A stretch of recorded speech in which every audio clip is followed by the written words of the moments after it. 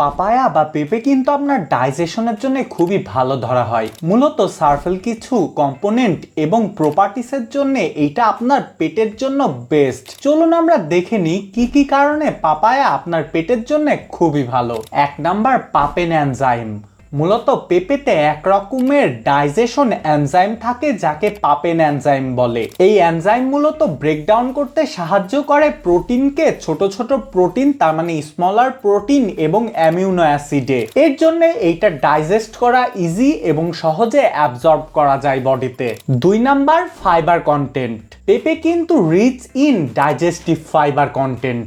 এর জন্যে এইটা কিন্তু আপনার রেগুলার বাউল মুভমেন্ট এবং স্টুলের জন্য খুবই ভালো।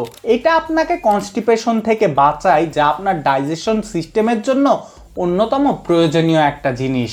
3 নাম্বার, অ্যান্টি ইনফ্লেমেটরি প্রপার্টিস। মূলত পেঁপের মধ্যে যেই অ্যান্টি ইনফ্লেমেটরি প্রপার্টিস আসছে সেইটা ডাইজেস্টিভ সিস্টেমের ইনফ্লেমেশনকে কমায় দেয়। কারো যদি আইবিএস বা আইবিডি, তার মানে ডাইজেশনের অন্যতম 2টা রোগ থাকে, সেই টাইমে কিন্তু পেঁপে খুবই ভালো একটা কাজ করে। 4 number, high in water content.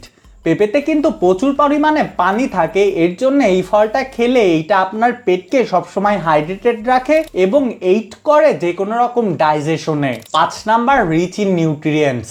পেঁপেতে কিন্তু প্রচুর পরিমাণে ভিটামিন থাকে। এর মধ্যে ভিটামিন সি, ভিটামিন এ, ফ্লয়েড এবং পটাশিয়াম পাওয়া যায়, যেটা ওভারঅল ডাইজেস্টিভ সিস্টেমকে হেল্প করে। 6 নাম্বার, লো ইন অ্যাসিড। মূলত পেঁপেতে অন্য সব ফলের থেকে অনেক কম পরিমাণে অ্যাসিড থাকে।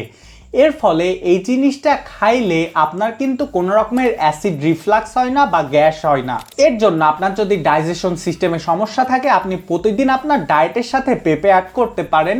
এটা কিন্তু কনস্টিপেশনের জন্য ভালো কাজ করে এবং আপনার বডিতে অনেক রকমের নিউট্রিয়েন্টস অ্যাড করে। যাই হোক, আমার আজকের ভিডিও পর্যন্তই। দেখাবে পরের কোনো ভিডিওতে। টাটা, আল্লাহ হাফেজ।